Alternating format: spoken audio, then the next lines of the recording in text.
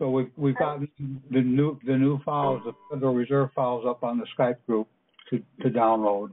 I will retitle them and put them up on Yahoo in the backup soon. I've just put the returned envelope that the Federal Reserve posted, sent back to Ray, telling him to send it to Minneapolis. Very detailed address of where to send it. Can you give that to us? I posted it on the Skype group. Okay. And I just got from Bill Smith today the copies of his 1099s for the utility bills and the language that he put on the back with the endorsement. So I will be organizing that to make it a little bit more anonymous and easier to read and post that up. Okay. And I just found out. Go ahead. Oh, I'm sorry. I was going to say, was that stamp similar to what I read the other night? Yes. I still got the language here. I can read the language.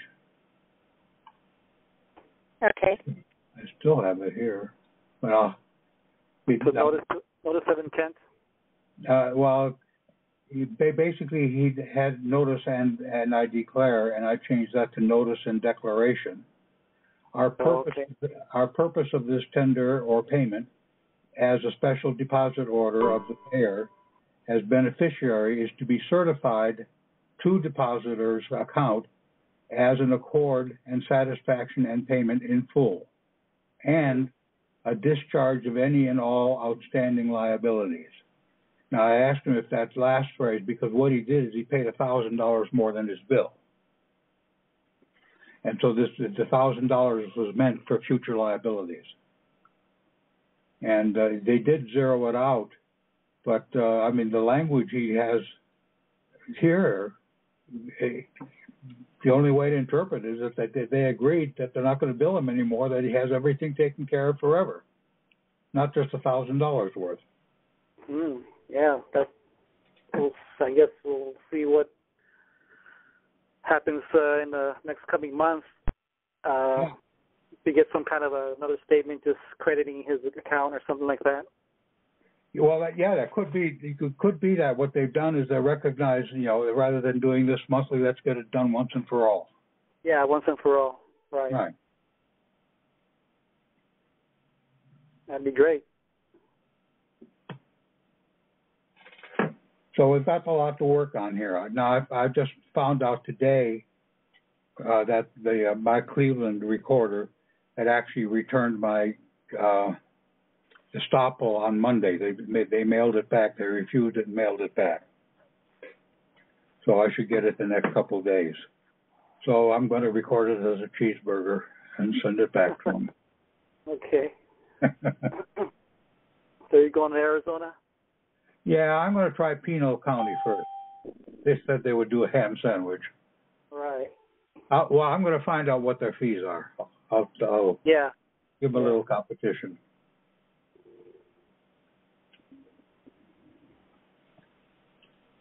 And we should, it'd be good to know Patrick's opinion about if we did that, what extra language would we write on a cover letter back to the offending county, saying, here you record it, you can't do anything about it. Mm-hmm.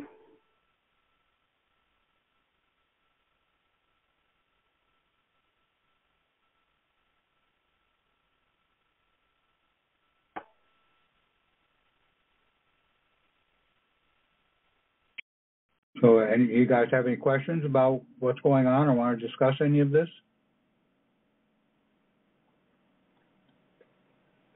Because my plans are to turn around, redo my Estopple and check with Arizona, find out which county I want to send it to, and fire it on down there. And then I'm going to just try a coupon draw, even though Patrick says it's better to have the Estopple in place. From what we were seeing with Ray, it could be that they would take it even without the Estopple. So I'm going I'm going to give that a try. And then, based on Ray's examples and yours, Guillermo, I'm going to do I'm going to burn up 6 1099-As. The first 3, do the coupon draw, my electric bill, and my cable bill. And then the second one, I'm going to get a bunch of UPS orders because I've got the cash to do it. Then spend them on something and recycle it. And go do a bunch of UPS money orders and my water and gas bills. Right. And while I was in the post office, I noticed that they also have gift cards now in there. Huh. I mean, they're like preloaded debit cards? Well, they're different, what do they call them, department stores and restaurant types. Okay, it's not general. I haven't seen any, bank Visa or MasterCard type cards, prepaid cards, but if you go out to eat or something like that, or you have a department store you like to shop at, maybe just pick up a gift card and load it, and you're going to be paying through the post office. We have to find out whether it's limited to certain places or whether it's unlimited. Yeah. Okay.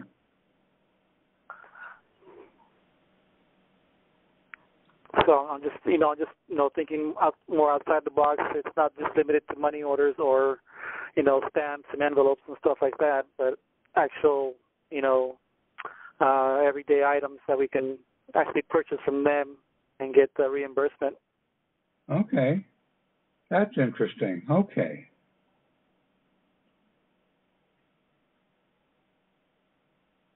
So yeah, if it's a general debit card, then we just that's the same as getting a money order then. Well, we'd have to try one to see if it's the same. Of course, yeah. Right. Yeah, okay. We're still in testing mode, so I guess just something to think about in the future.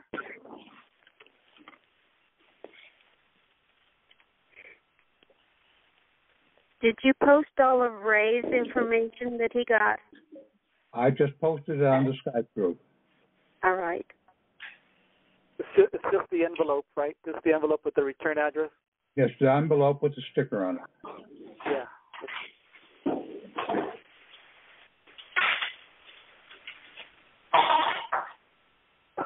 I guess we need to print out that PDF 5382, see what it says. Oh, someone on 919 is making a lot of noise. Okay, I'm going to go in the other room and call Patrick and see if he wants us to be on our own tonight or what. Okay? Okay.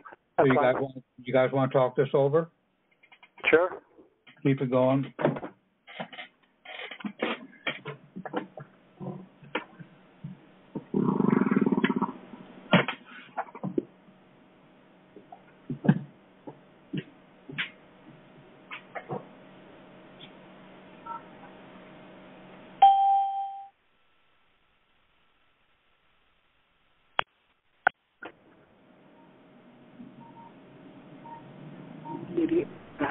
PDF 5382.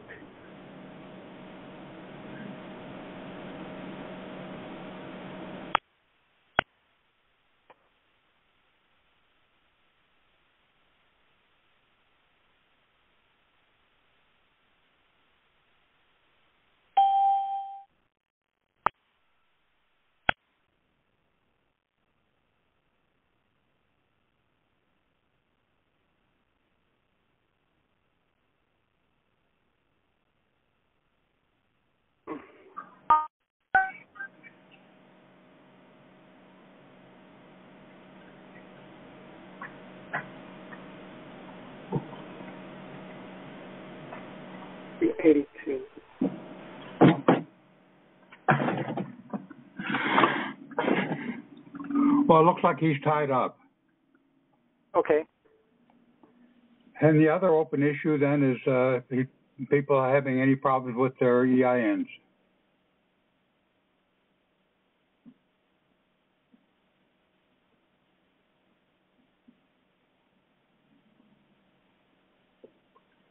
Guess not.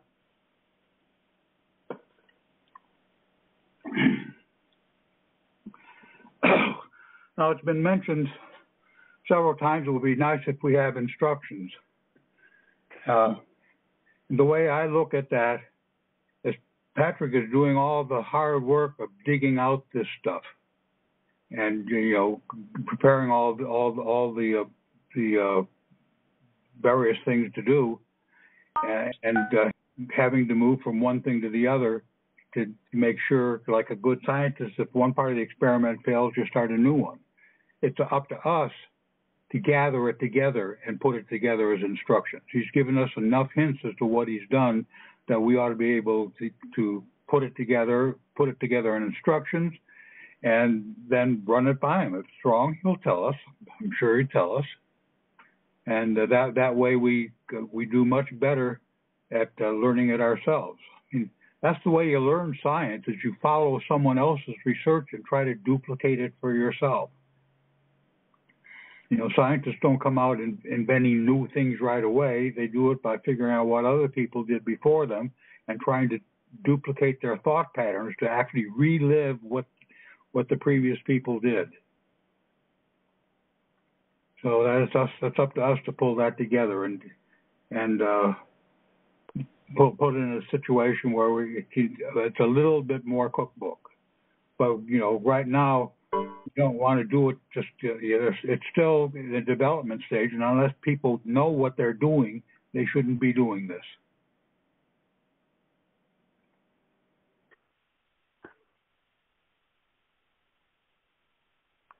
Yeah, I agree. I agree. Excuse me. Yeah, it took me a few times to go over the different calls over the past 3 or 4 weeks to finally put together that post office reimbursement package. But it was pretty much all in there, like you say. It's just a matter of one concentrating and focusing on what you're doing. Yeah. If you have to go box by box regarding the 1099, you just have to be ready to listen and have your notes ready to write what Patrick reveals. And in a way, he jumps around in his calls as things are occurring to him. But it's up to us, and we should have actually been making summaries of the call and posting up the summaries as well as the calls, so that it makes it easier for people to find what's in any particular call. And we could still go ahead and do that. Go back to the previous call, take notes. And one of the things I find is that and when he on a call, he'll mention something on a document 2 or 3 calls before that amplifies how to use it. And that if we're drawing up our current instructions, we can use that information to go back and correct the directions for that particular document.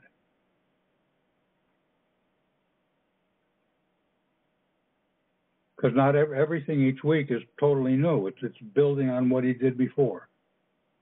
Right, and it's also a course correction, like you said. Yeah. Sometimes you have to modify it or even go back to the drawing board, but that's just part of the process. Yeah, if the map is wrong, go change the map. Yeah.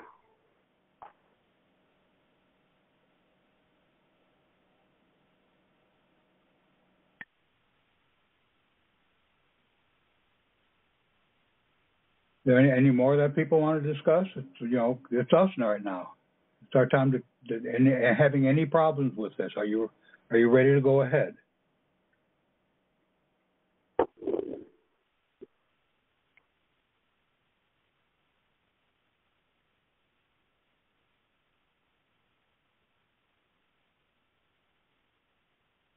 Okay, is that all we wanted to discuss on the call then?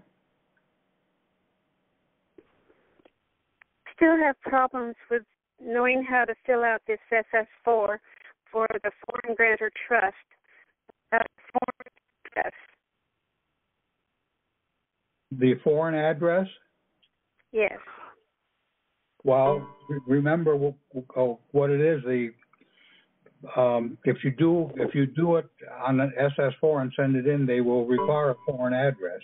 When Patrick did it, he fought his way up to the top and was able to explain to the manager up there. He was able to get it with his own address. He didn't have to play the games of doing a foreign address.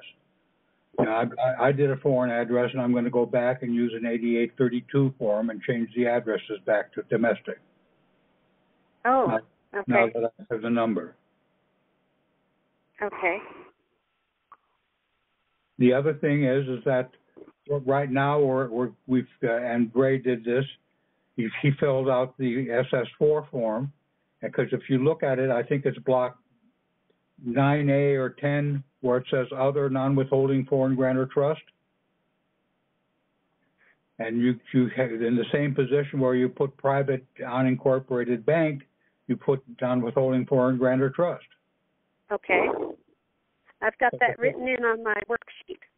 And the thing is that what you have to do after you get that is call the IRS and verify that it is a foreign grantor trust. Oh, okay. If they say it's a foreign grantor trust, it doesn't make any difference what the number is then. All right. Okay, it was that foreign address that had me stumped. Well, that's what they want, but basically the explanation is we're foreign to them because they're a foreign country. That's what I was thinking. D.C., and so that is a foreign country too. Well, yeah, and it's occupied by another country, by the London bankers. Oh. It's been occupied by that ever since Andrew Jackson opened the door for him in 1835. Oh.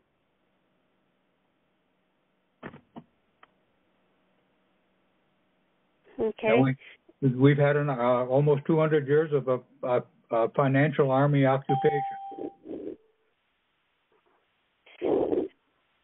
So another question, to do my credit card, to eliminate a credit card debt, I would use the 1099-A? Yeah, just like I was going to do the water bill, the utility bill. And I will post up a version of that, of what Bill sent me. Okay. And that you can do that for utility bills. You use what Guillermo did for postal money orders, postal products, because that goes down to Richmond. It goes where? To Federal Reserve in Richmond. Richmond, Virginia? Yeah, that's on his example. He posted that up. Okay. I haven't received it yet on my Skype. Well, Skype is unreliable. I don't really use it as a primary distribution medium. Okay. So I'll be getting it up on both Yahoo and the backup. Okay.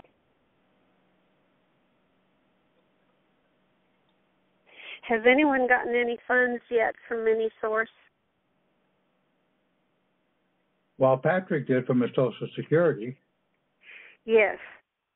But it wasn't because of the current paperwork we're doing, but he went in and argued the principles that we're operating under with the current paperwork. Because what he was doing is he wasn't getting new funds, he was restarting the old Social Security account. I see. And it turned out that even when he thought he turned it off, it had been accumulating funds, and so he had $73,000 sitting in it.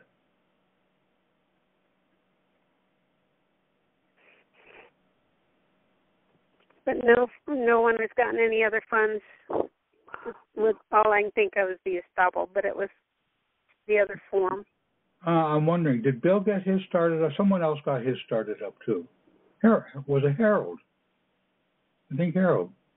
You're here, Harold. Is that right?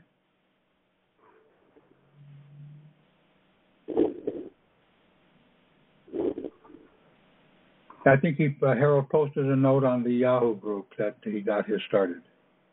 Okay.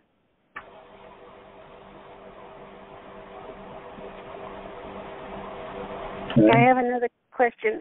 When I got my private banker notification back with my number. I don't have it written down as private banker ENT. Do I need those letters, the ENT? No, as a private banker, you're a private individual banker working for the ENT. Oh, working for it. Okay. Yes. You, the real person, own the private bank, estate and trust. So I don't have to have those letters after my private banker name. No, you shouldn't have the letters after your private banker name. Okay. But you're working for that company. You as a private bank owner, got your Social Security public person terminated for all the things that he did wrong, but then you turn around and hired him as your CFO for your own private bank, and he has that private individual banker number. Okay. And he works for the bank, estate, and trust. And I always gave bank, estate, and trust on the form. You always have a lot of noise, Don. Do we need to put my first name and then semicolon? No, we're not doing that anymore. Oh, okay.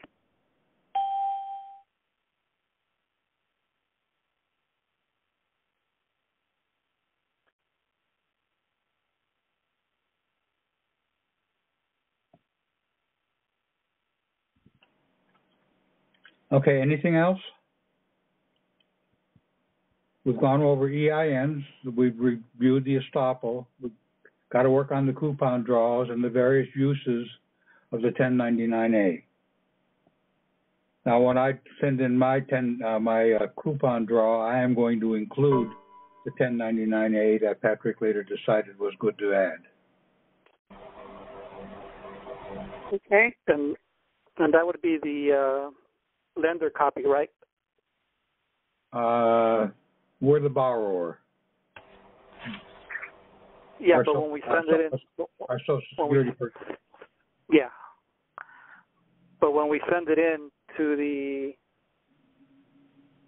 Federal Reserve Bank, we'll be sending them the lender copy. That's the care of the Federal Reserve Bank. Right. Yeah. Do we use our private banker number on that? On what? That 1099 to the Federal Reserve? No. At least Bill did not. I have to go back and see what Patrick's latest example did. It would depend if you're doing the estate or you're doing the foreign grantor trust. Mm. So if you do your estate, the borrower would be the ID number for the estate number. Right. Now, when Bill did his utility bills, the lender ID was the company's EIN. Mm. The borrower IDs was the Social Security number without dashes. Yeah, that's true. Yeah, for a utility bill, I guess it would be your Social Security. Right. And the account number is whatever your account number is at the utility company. Yeah, at the bottom, account number.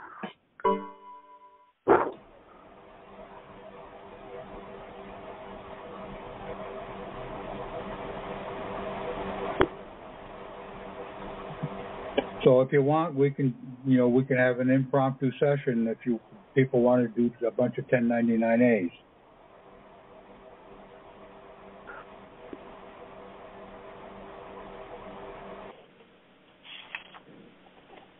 But I think if we set up these work calls, we should do it for one specific thing, and so they don't wander all over the place. Yeah, that's correct. Okay.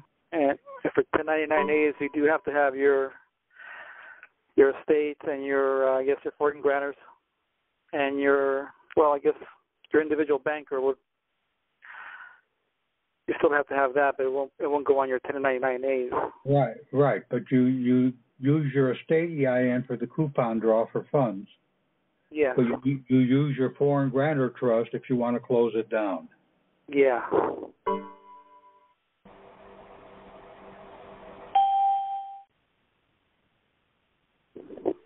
There you are, Bill. This Bill Smith and Lawrence Singleton. Yes, we've been talking about you. Oh yeah. Yeah, we went over the stuff that you gave me. Oh, okay. I tell you, boy, time be sneaking up on me. I be trying to do so much stuff. Just time be sneaking up on me a lot of times. Right. I realized how late it was until I started saying, "Oh my word." Okay. Well, Patrick gave us a lot of reading material. He really would like us to view the entire Federal Reserve website. And the operating circular number 10, I believe, is about 57 pages. And it's not entertaining reading.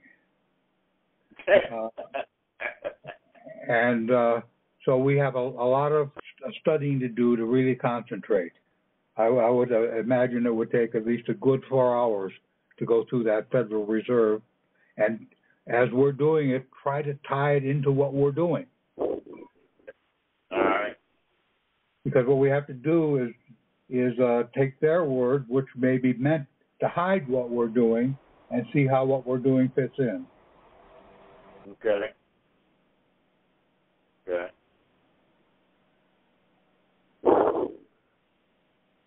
But it looks like the purpose of it is that we will be able to approach the Federal Reserve window ourselves.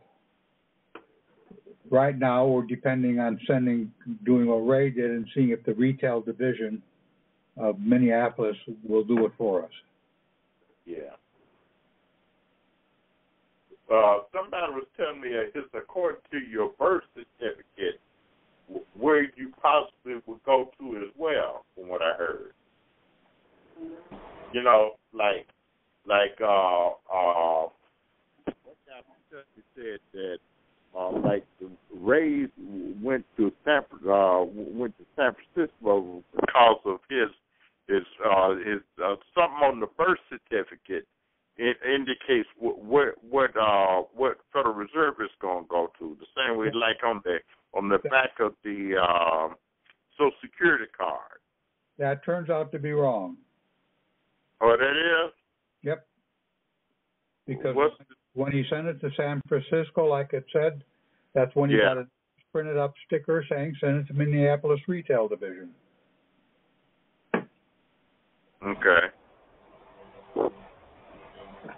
Let me read that sticker. Huh? I'm going to see if I can read that sticker.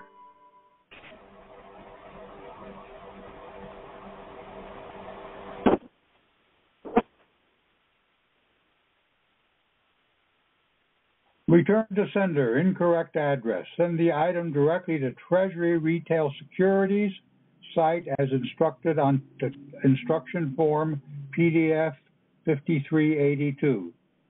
Treasury Retail Securities site, P.O. Box 9150, Minneapolis, Minnesota 55480-9150. So what you're saying, everything goes to Minneapolis. That's what it looks like. Okay, because the reason I was saying, like on certain people's birth certificates, it has certain things. You know that number that's down the left-hand side. Yeah, the red number. Yes, it is a bond number, but it has nothing to do with this part. Okay. All right. Okay. So, I mean that was a big clue that Ray found. There was no matter where you send it, it should actually be going to Minneapolis. At least that's what it looks like. So that's what I'm going to try. Okay. Well, hey. Well, I'm gonna try it too then. Shoot. Okay. All right. Based on what you told me and what Guillermo did, I'm going to do a 6 1099As. One will be a coupon draw to Minneapolis, and then 2 utility bills. That'll fill up one sheet of 1099As. And then I'm going to do what he did: go buy a bunch of postal money orders and then turn them in. My water and gas bill. Okay. All right. Well, I'm working. I'm trying to work on the stuff right now. So okay. Give me a couple of days. There's a couple of things I'm working on, and hopefully after I complete it, I can be able to tell you. I don't want to, put it out there until I got everything hooked up right. Okay. Do you guys want to have a call on Saturday afternoon so we can have a short study call like this? Yeah, that'd be fine with me. How about 3 in the afternoon on Saturday? Okay. All right. Is that 12 Pacific? That's 12 Pacific. Yes. Okay. Okay, I'm in for that. Okay. Okay. And what topic? The 99As? Yeah, the 1099As. Probably. I'll keep in touch with Bill and see what he's developing.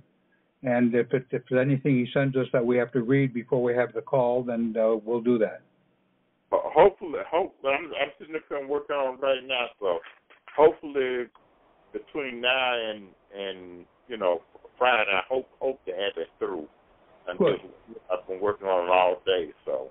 Okay. Then I can post it and people can look at it and we can discuss it on Saturday afternoon. Okay. Okay. Hopefully I should have it. I'm like I said, I'm working on it. It's pretty tedious, so. But. I understand, yes, and we appreciate it too. Okay. And we all need to really hit the books on that Federal Reserve stuff because we need that kind of education. Patrick keeps saying we have to understand banking, and that's one way of learning it is to read the damn manual from the Federal Reserve. Yeah. Okay? Okay, man. Well, look, I appreciate it. Thank you. Okay, take care now. All right. Now, we'll wrap it up then. Any other questions, guys?